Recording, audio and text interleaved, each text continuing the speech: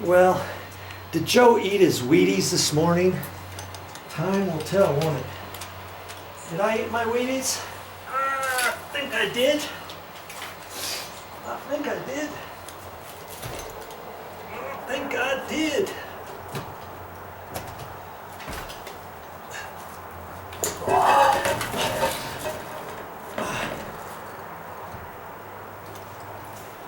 I believe I did. I believe I did eat my Wheaties. Ooh.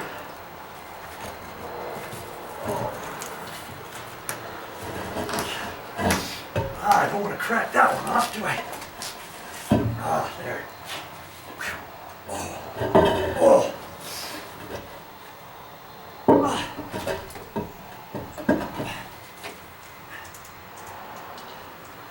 I wasn't kidding, those are heavy. Oh, those are probably over 100 pounds.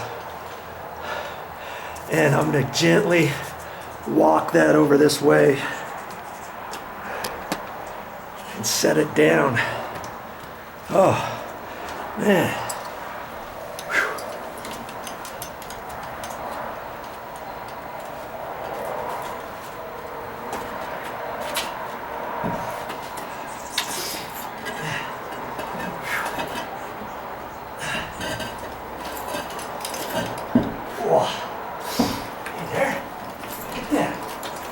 Have to lift the whole thing.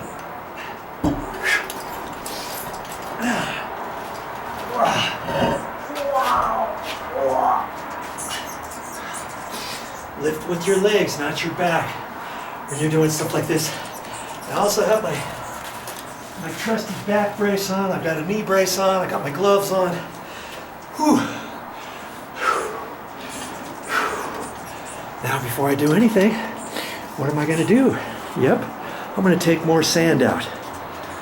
I'm going to get back down in there and scrape some more sand. And fill my bucket up.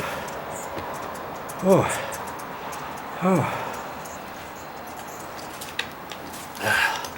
I'm not going to show you. I'm not going to show you every single second of this, but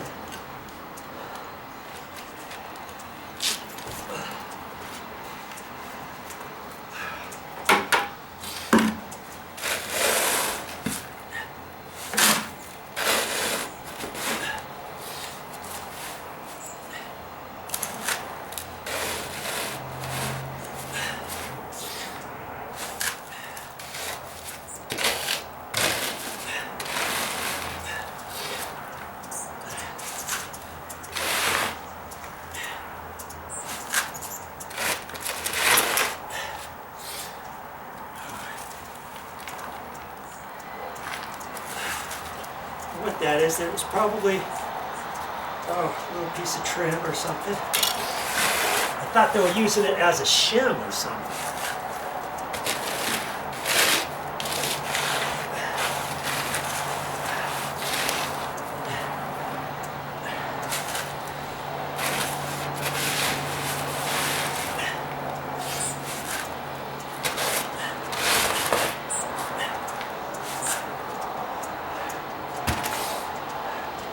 Always nice to have some buckets around.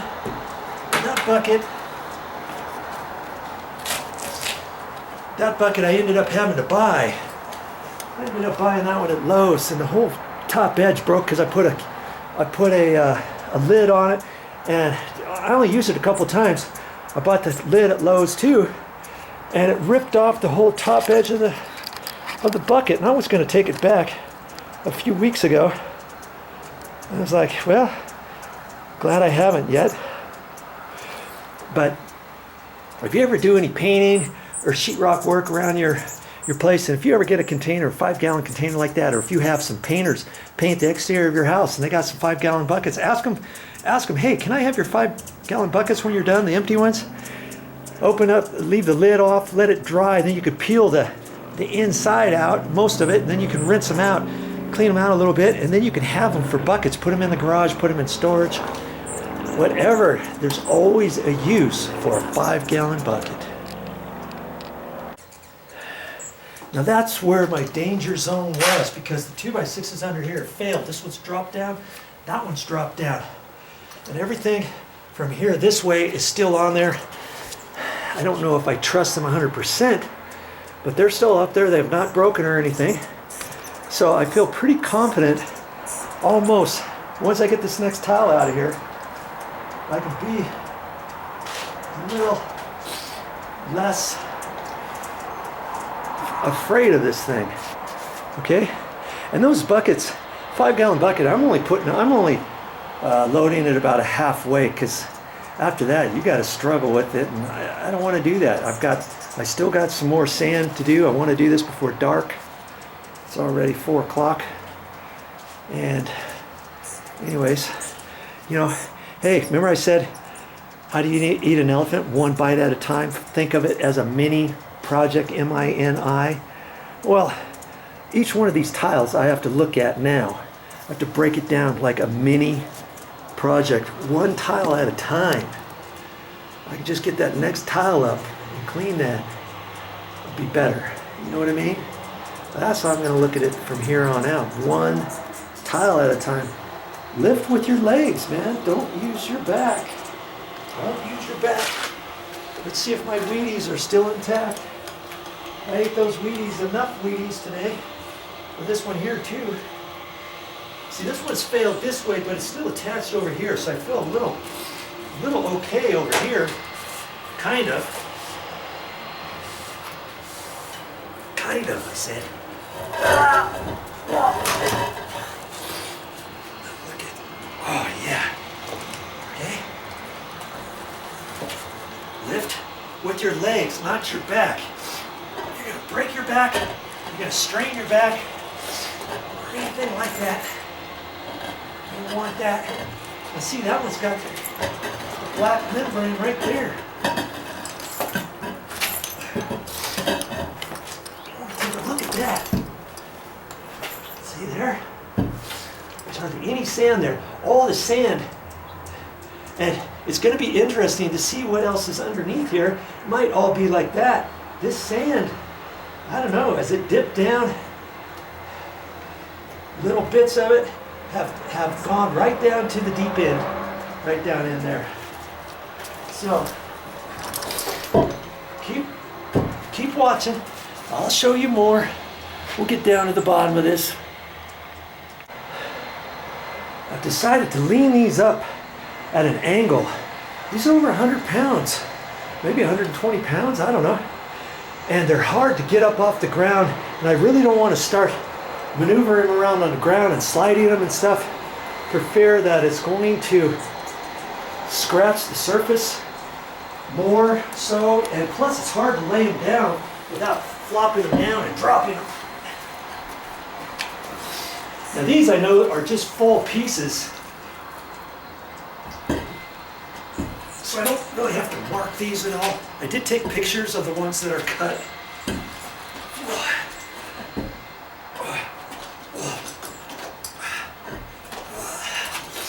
Swivel them in.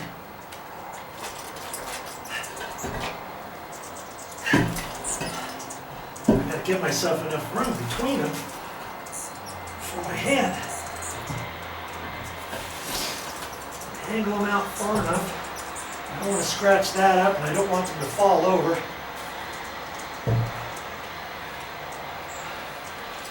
Whew. 2 down, 15 to go. Let's see, 1, 2, 3, 4, 5. 5 more full ones.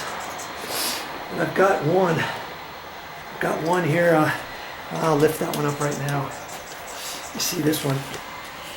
This one I had to lay down because I didn't know where to go, because I didn't have myself set up right, did I? Didn't have myself set up right just yet. So now, I always got to tell myself, bend down and lift with my legs, not my back. Oh, sirree.